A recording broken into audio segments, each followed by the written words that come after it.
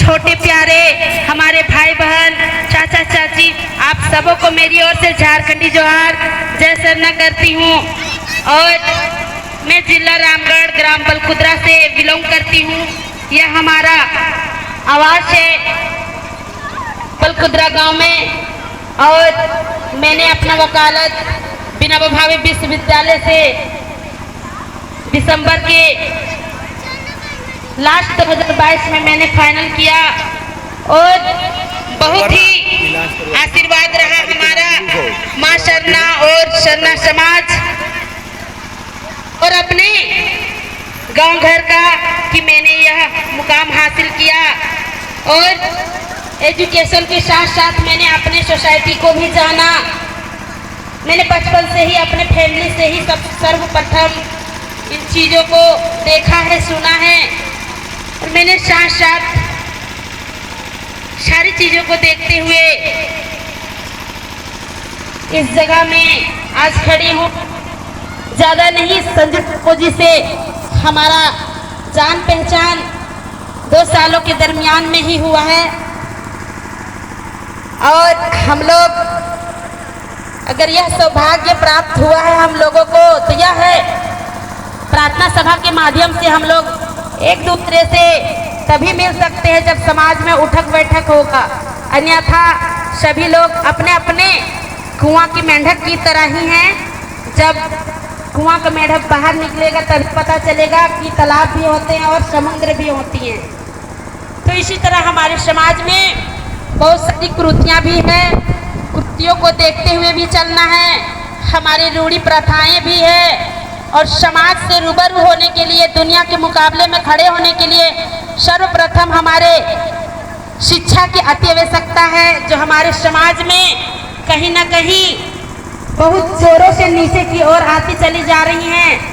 आज इस आधुनिक दुनिया में सभी के समाज चांद को छू रहे हैं, यहाँ तक कि मंगल ग्रह में घर बना के भी रहना चाहते हैं। और हमारा समाज मुकाबला तो जरूर कर रहा है लेकिन तेजी से नीचे की ओर चलते जा रहे हैं। वह इसलिए कि हमारी जो युवा पीढ़ी है आज शिक्षा का महत्व ना देते हुए फैशनेबल में ज़्यादा ध्यान भी दिया जा रहा है। समाज के बीच में कम बैठते हैं और मतबुद्धि इतना कहिए कि कहना नहीं है। हम सबों के बीच अहम हैं, हम उनको नहीं देखना चाहते हैं जो हमारे भाई बंधु है। ये सब कुरीतियाँ हैं, ये तभी दूर होगी जब हम लोग शिक्षित और विकसित रहेंगे, समाज से जुड़े रहेंगे। अन्यथा शिक्षित होने के बाद भी हमें समाज का ज्ञान नहीं होगा। इसीलिए बेटा हो या बेटी दोनों को समान रूप से शिक्षित करें, तभी आपका समाज विकसित होगा। तभी जाकर के हमारा समाज का सिर्फ नाम लिया जाता है किंतु वैल्यू नहीं के बराबर हमारे समाज को दिया जाता है। वो देखने से ही नहीं, सुनने से भी पता चलता है।